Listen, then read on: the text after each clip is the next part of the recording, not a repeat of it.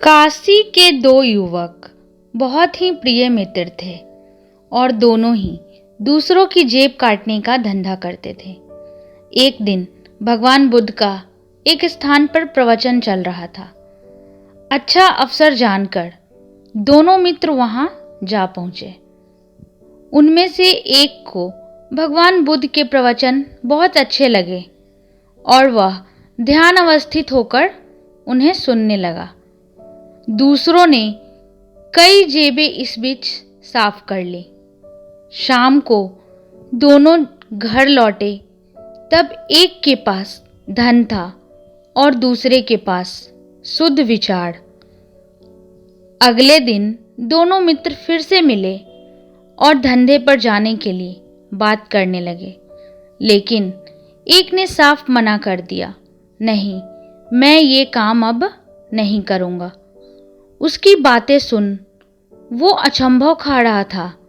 थोड़ी देर शांत रहने के बाद बोला, तू कैसा है रे जो दूसरों की बातों से प्रभावित हो गया? अब इस पंडित का ही भोजन पका और पेट भर। अपने पूर्वकृत कर्मों से दुखी होकर दूसरा ग्रह कट बुद्ध के पास लौटा और उनसे सब हाल कहने लगा।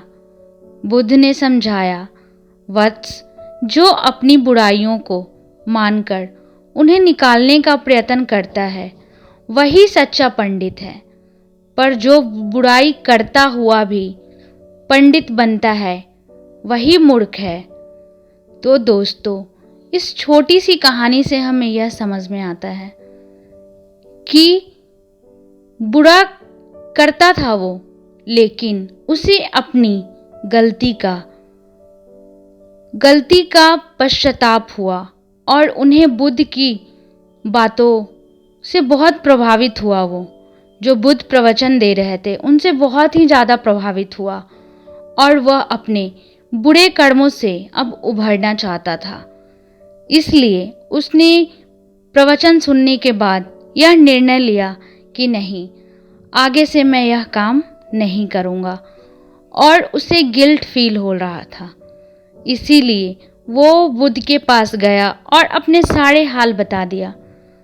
तो जैसा कि बुद्ध ने कहा कि जो अपनी बुराइयों को मानकर उन्हें निकालने का प्रयत्न करता है वही सच्चा पंडित होता है, और जो अपनी बुराइयां जानता हुआ भी पंडित बनता है वही मूर्ख है। तो दोस्तों, हमें इस कहानी से यही सीख मिलती है कि अगर हमारे अंदर कुछ बुराई है तो उसे हमें निकालने का प्रयत्न करना चाहिए। आई होप कि आप लोगों को यह एक छोटी सी कहानी पसंद आई होगी। आगे भी मैं ऐसे स्टोरीज लेकर आती रहा करूँगी। जब तक के लिए बाय बाय, स्वस्थ रहिए, मस्त रहिए।